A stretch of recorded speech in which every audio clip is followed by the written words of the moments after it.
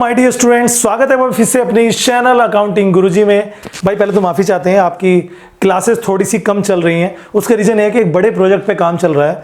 आप लोगों के साथ 11-12 की क्लासेस भी हमारी स्टार्ट होने वाली हैं, तो अपनी पूरी टीम है जो आपको पढ़ाएगी। टेंशन मत लीजिए, बीकॉम फर्स्ट ईयर वाले बच्चों को भी डाटा मिलेगा, सेकंड ईयर वालों को भी जल्दी मिलेगा। ठीक है, आज का जो टॉपिक है हमारा बिजनेस ऑर्गेनाइजेशन एंड मैनेजमेंट से रिलेटेड है, मोटिवेशन। जैसे कि आपको पता है बिजनेस ऑर्गेनाइजेशन में सीरीज चल रही है, फिलहाल चैप्टर वाइज करा रहे हैं हम। तो ऑर्गेनाइजिंग चैप्टर के बाद आ चुके थे हम डायरेक्टिंग पे, और डायरेक्टिंग से हमने एक टॉपिक लिया था, जिस टॉपिक को हमने नाम रखा था, जी हाँ, नाम क्या रखा था, डायरेक्शन। तो उसमें हमने एक टॉपिक ऑलरेडी करा था लीडरशिप का। अब लीडरशिप के बारे में आज उससे अगला टॉपिक आ जाता है, जिसका नाम है मोटिवेशन। मोटिवेशन को हिंदी में अभिप्रेरणा कहते हैं। क्या कहते हैं बच्चों? अभिप्रेरणा। जी हाँ, यानी कि जब हम किसी को इस तरह जाहिर करें कि उसे अपने आप में गर्व हो और वो उसे अच्छा लगे काम करना, वो काम को और अच्छा तरीके से करे। जैसे मान लीजिए कि आप लोग पढ़ रहे हैं और मैं आपको कहूँ वेल डन, बहुत अच्छा कर रहे हो, डेली लाइव आते हो, डेली वीडियो देखते हो, डेली कमेंट करते हो, बहुत अच्छी बात है। तो डेफिनेट सी बात है, अगर मैं ये सब कह रहा हूँ तो इट मीन्स के मैं आपको मोटिवेट कर रहा हूं। यानी कि the meaning of the motivation, why do people work, people लोग काम क्यों करते हैं, why do some strive for the highlight any या attainments while other are contents while mediocrity. यानी कि जो पब्लिक होती है वो काम क्यों करती है, क्या उनका मोटो रहता है, क्या उनकी मेडियोरिटी रहती है, उनकी रहती है कि वो अर्न करना चाहते हैं, ग्रो करना चाहते हैं, प्रमोशन चाहते हैं, अपने आप को इनहेंस करना चाहते हैं। तो उन सब चीज़ों को लेकर आ जाते हैं। तो कहते हैं such questions are central to manager. ये सारे क्वेश्चंस एक मैनेजमेंट में सेंट्रलाइज होते हैं। There are no simple rules for stimulations employee to greater efforts. Motivation comes from motivates which are expressions of human needs by human beings. यानी कि एक human being की नीड्स क्या क्या होती हैं, मैं आपको बताता हूँ।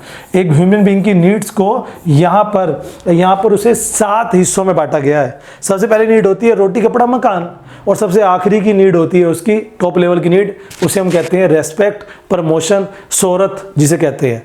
तो ये सब चीज़ होती है, और ये सब चीज़ें आदमी को दिलाती हैं मोटिवेशन। अगर हम मोटिवेट करें कि वो काम अच्छे से कर सके, all human action are caused by a particular need of motive.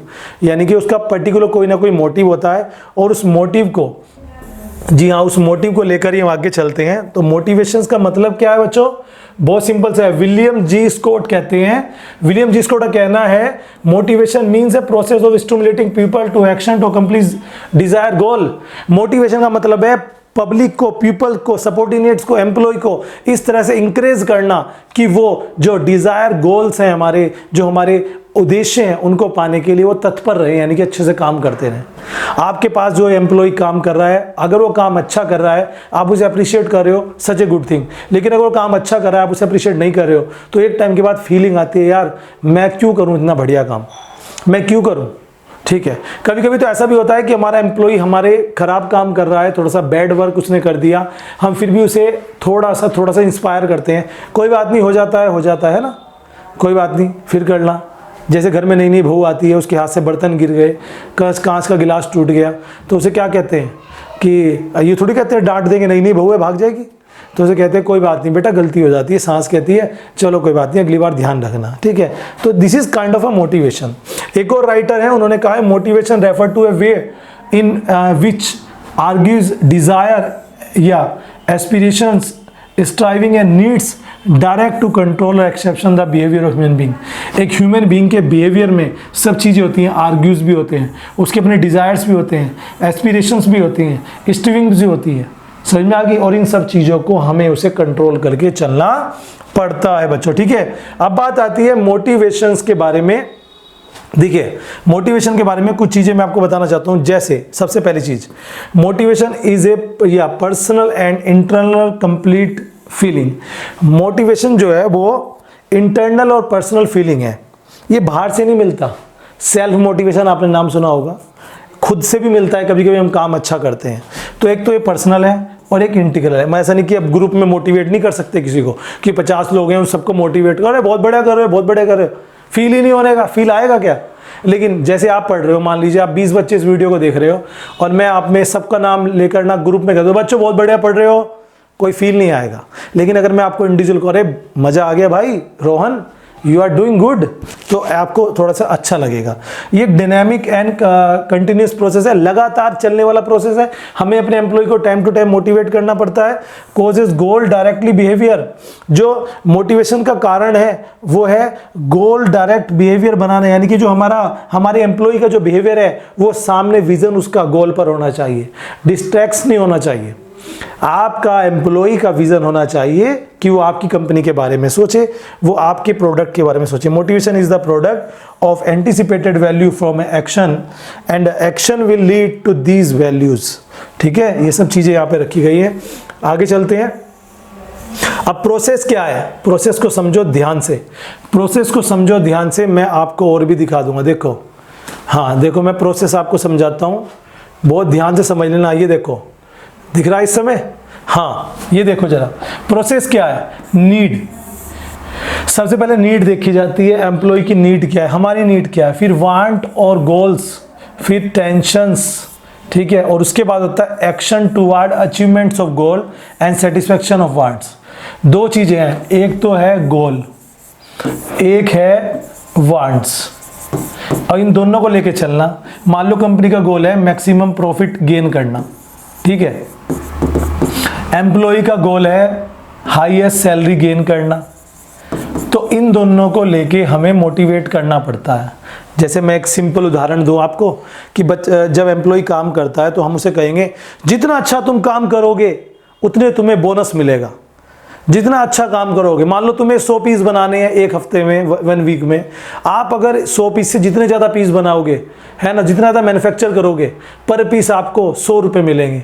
ऐसा बोल दिया, ये क्या है, ये एक मोटिवेशन ही तो है। अब इससे एम्प्लॉय क्या करेगा, जी जान लगा देगा, डबल फायदा हो गया। एक तो हमारा गोल पूरा हो गया, हमारा मैक्सिमम प्रॉफिट, जितना ज़्यादा प्रोडक्ट बनेगा सस्ता पड़ेगा, अच्छा बिकेगा, प्रॉफिट आएगा। एम्प्लॉय का भी मोटिव पूरा हो गया। एम्प्लॉय का मोटिव क्या है, ज़्यादा से ज़्यादा सैलरी गेन करना, तो उसे इंसेंटिव मिल जाएगा। तो ये होता है मोटिवेशन। ठीक है, समझ में आ गई बात भाई? ऐसे ही पढ़ाता हूँ मैं तो, मज़ा आएगा ना। अब लास्ट बात करते हैं इंपोर्टेंस की, मोटिवेशंस की। कहाँ भाग्य भाई, ए चचा भाग्य भाई कहीं, ये आ गया। स्लोली स्लोली चल रहे हैं, चलिए थोड़ा सा, हाँ जी। आइए पहले बात करते हैं इसकी इंपोर्टेंस की।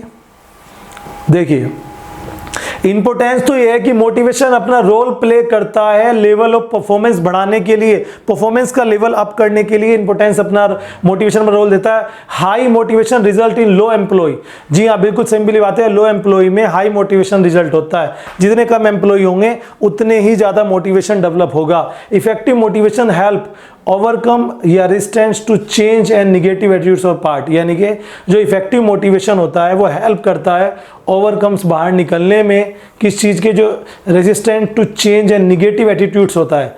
अब एम्प्लॉय का अगर निगेटिव एटीट्यूड तब होता है जब सीनियर्स उन पर ध्यान नहीं देते।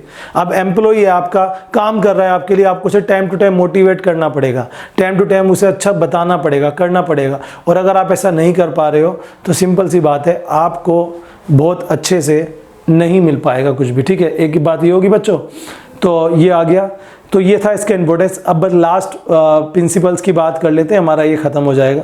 उसके बाद मैं टाइप ऑफ मोटिवेशन आपको आगे पढ़ा दूंगा। ठीक है, प्रिंसिपल्स की बात मैं करता हूं तो प्रिंसिपल्स ऑफ पार्टिसिपेशन, मोटिवेशन का पहला प्रिंसिपल है पार्टिसिपेशन, यानी कि principle participation involve construction will subordinates in matter related to the job participation being to rate, यानी कि जो एम्प्लॉय है उसे अपने काम में इन्वॉल्व करना चाहिए जितने भी कंपनी के वर्क होते हैं। कम्युनिकेशन अच्छा होना चाहिए, यानी कि जो सीनियर्स हैं उनके सबऑर्डिनेट्स के साथ कम्युनिकेशन होना चाहिए। डेलीगेटेड अथॉरिटी होनी चाहिए, यानी कि motivation to accomplish result and increase as people as given authority to make decisions.